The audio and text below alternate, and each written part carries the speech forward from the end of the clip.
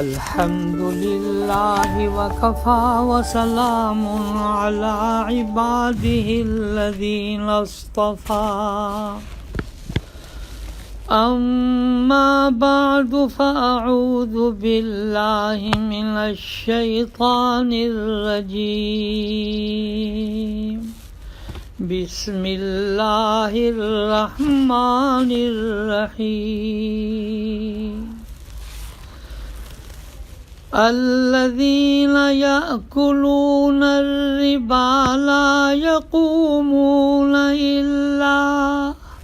كما يقوم الذي يتخبطه الشيطان من المس ذلك بأنهم قالوا إنما البيع مثل الربا وأحل الله البيع وحرم الربا صدق الله العظيم وصدق رسوله النبي الكريم اللهم صل على سيدنا ومولانا محمد وعلى آل سیدنا مولانا محمد وبارک وسلم۔ میرے انتہائی واجب الاحترام جناب مولانا ابو عمار زاہد الراشدی صاحب، اللہ جل شانہ آپ کے علم میں، عمل میں، حیات میں برکتیں عطا فرمائے۔ میں اکثر مضامین آپ کے بڑے شوق سے پڑھتا ہوں، دل سے دعائیں دیتا ہوں کہ اللہ تعالیٰ نے آپ کو ہر موضوع پر الحمدللہ سیر حاصل بحث کرنے کی سعادت نصیب فرمائی ہے۔ میں مولانا ڈاکٹر حافظ محمد سلیم صاحب کا بھی دل کی گہرائیوں سے مشکور ہوں۔ میرے حرمین کے ساتھی بھی ہیں، بہت محبت کا تعلق ان کے ساتھ ہے۔ اللہ تعالیٰ نے میرے دل کے اندر ان کی بہت محبت ڈالی ہے۔ بہت دل چاہ رہا تھا کہ میں اس انسداد سعود کنونشن میں میں خود حاضر ہو کر آپ کی زیارت بھی کرتا اور وہاں چند باتیں بھی آپ کے سامنے کرتا، لیکن چند دنوں سے طبیعت بڑی ناساز ہے اور حافظ سلیم صاحب نے بھی اجازت دے دی کہ آپ چند باتیں جو ہیں آپ ریکارڈ کر کے وہ ہمیں آپ بھیج دیجیے۔ میں اس سود کے بارے میں نے قرآن کریم کی آیت بھی تلاوت کی ہے، اور میں سود کے بارے میں ایک بات جو میرے دل کے اندر بہت ہی زیادہ طبیعت میں جس کا رجحان رہتا ہے وہ یہ ہے کہ پروردگار عالم نے سود کے بارے میں کم و بیش 6 آیتیں نازل کی ہیں۔ اللہ اکبر! رب العالمین کو ایک آیت یہ کہنی بھی کافی تھی کہ لا تاکلوا الربا۔ 6 آیتیں اللہ نے بیان فرمانے کے بعد ہمیں جس انداز میں جگایا ہے، خبردار کیا ہے کہ یہ سود ایسی لعنت ہے، یہ دنیا آخرت ہماری تباہ و برباد کر دینے والی ہے۔ میں اس کے اندر ایک آیت میں اس موقع سے فائدہ اٹھاتے ہوئے عرض کرنا چاہتا ہوں۔ اس بات میں تو کوئی دو رائے نہیں کہ الحمدللہ سود کی حرمت پر سلف و خلف سب کا اجماع اور اتفاق ہے کہ یہ حرام ہے۔ جتنی بھی اس کی انواع اور اقسام ہے، الحمدللہ ساری امت کے علماء، اللہ کا لاکھ لاکھ شکر ہے کہ اس پر سارے متفق ہیں۔ لیکن میں ایک آیت آج اس موقع سے فائدہ اٹھاتے ہوئے وہ بیان کرنا چاہتا ہوں۔ فَإِن لَّمْ تَفْعَلُوا، رب العالمین فرماتے ہیں کہ اگر تم باز نہ آئے، یہ میں نے 6 آیتیں بیان کی ہیں، اگر تم باز نہ آئے سود کو، سودی کام کرتے رہے، اور یہ اتنا گندا کام ہے کہ جتنی یہ بے برکتی، نحوست کاروبار میں، گھر میں، بچوں میں جہاں بھی اس کا ایک ذرہ بھی جائے گا وہ تباہ و بربادی کو لے کر آئے گا۔ لیکن یہ آیت جو میں سنانا چاہتا ہوں وہ سن لیجئے۔ پروردگار عالم فرما رہے ہیں میرے معزز حاضرین، فرماتے ہیں کہ باز آ جاؤ سود سے،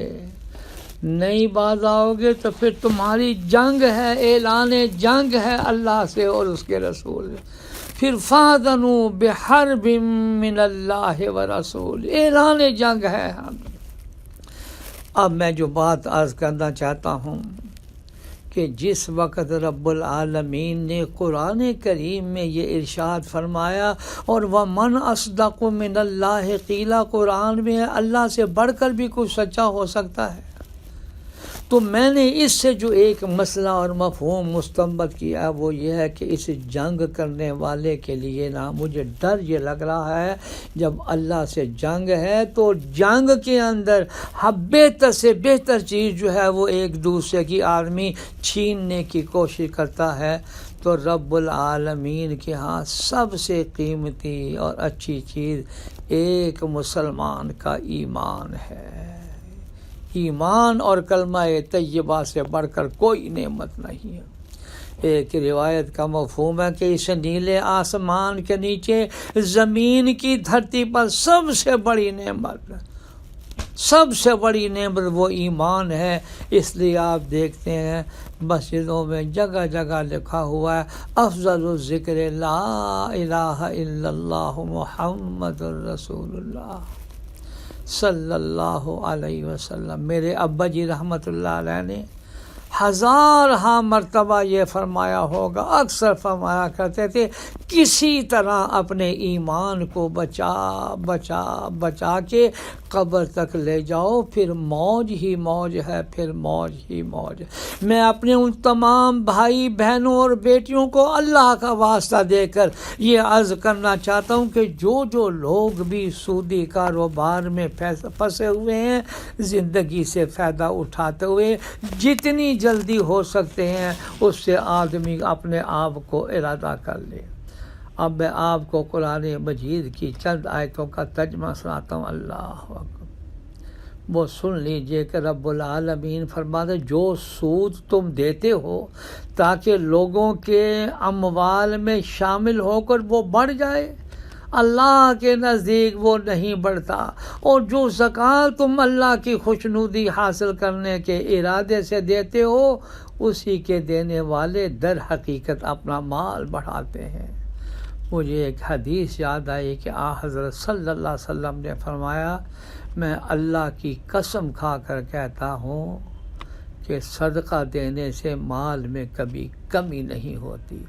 زکوٰۃ میں آدمی بظاہر گنتا تو ہے کہ میرے پاس اتنا مال آ گیا ہے، اتنے ڈالر، اتنے پاؤنڈ، اتنی دولت آ گئی ہے، حقیقت کے اندر وہ اپنے آپ کو تباہ کر رہا ہے۔ پھر ایک آیت کا ترجمہ ملاحظہ کیجئے، رب العالمین فرماتے ہیں، یہ سورہ بقرہ ہے، آیت نمبر 275 ہے،